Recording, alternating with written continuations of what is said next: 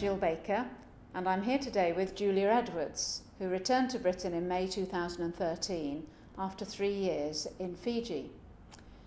Julia, you travelled a long way to be a mission partner in the South Pacific. How far from home is that? Well, as you've said, Fiji is in the South Pacific. It's around about 10,000 miles away from Britain. So that is an awful long way. And in fact, it's the other side of the world from Britain. And up a little bit north of New Zealand. That is a long way. Did you ever feel isolated or alone during your time there? Fiji itself is geographically very isolated as an island, or islands I should say. But no, I went as part of a role within the partner church there. So I had a role to do. But in terms of support, I've got tremendous support back in Britain from people. People were praying, people were communicating with me, and especially I suppose I had great comfort from the use of the prayer handbook, the Methodist Church prayer handbook, knowing that people who may not have heard of me or known of me were praying for me. So I had great comfort from that. And what was your particular role in Fiji? In Fiji, I worked for both the Methodist Church of Fiji and Rotuma and also the Pacific Conference of Churches. The Pacific Conference of Churches was where I was actually based, so I was in their office. And I was actually a researcher for climate change, researcher and advisor for climate change especially, and also raising awareness of environmental issues. Raising awareness in terms of educational needs within the church itself, but also being supportive in terms of people who are affected by climate change. Now, climate change is a very, very serious issue, and it affects millions of people worldwide today. And because of that, I went as a researcher looking at relocation. Now, we think of climate change as maybe something that will affect us in the future. But I went as someone who was going to look at issues of the past, where people moved, how they moved, so I could advise in terms of what's happening in the future for people who are going to relocate. So you lived in a community where climate change is a daily reality and presents a risk to people in their everyday lives. How are the Pacific Islanders coping with and responding to that challenge? Yes, as you say, it is a risk. It's certainly an uncertainty for communities.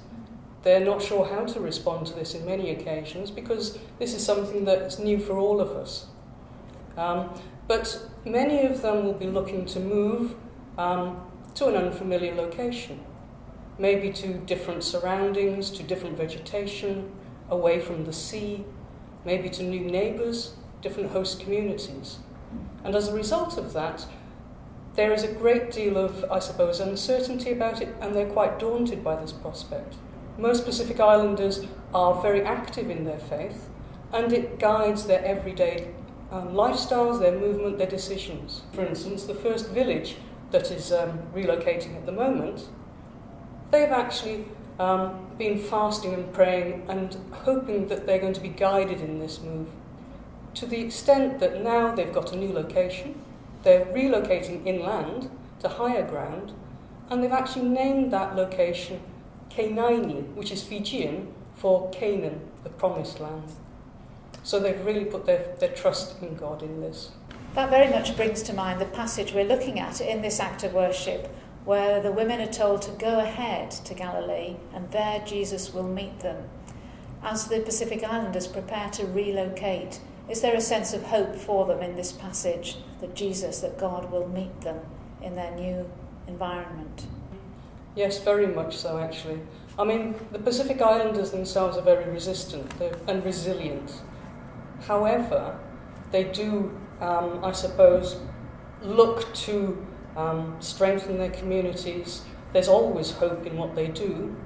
They're hoping that there'll be new opportunities for them when they move. It will be unsettling, but they feel strong in their faith, and they always look to the future. That is something that they always do. But they've also got comfort in the fact that people elsewhere are caring for their situation, and they're also praying for them. They take great comfort in that. Are there other ways in which we, as a World Church family, can bring hope to our sisters and brothers in Fiji? Yes, I think it's very important for us to realise that we're all interconnected, this connectedness. And so what we do here is important and has support for people elsewhere. Thank you, Julia, for sharing today and strengthening that sense of connectedness as we continue to pray for you and for the people of Fiji and the South Pacific.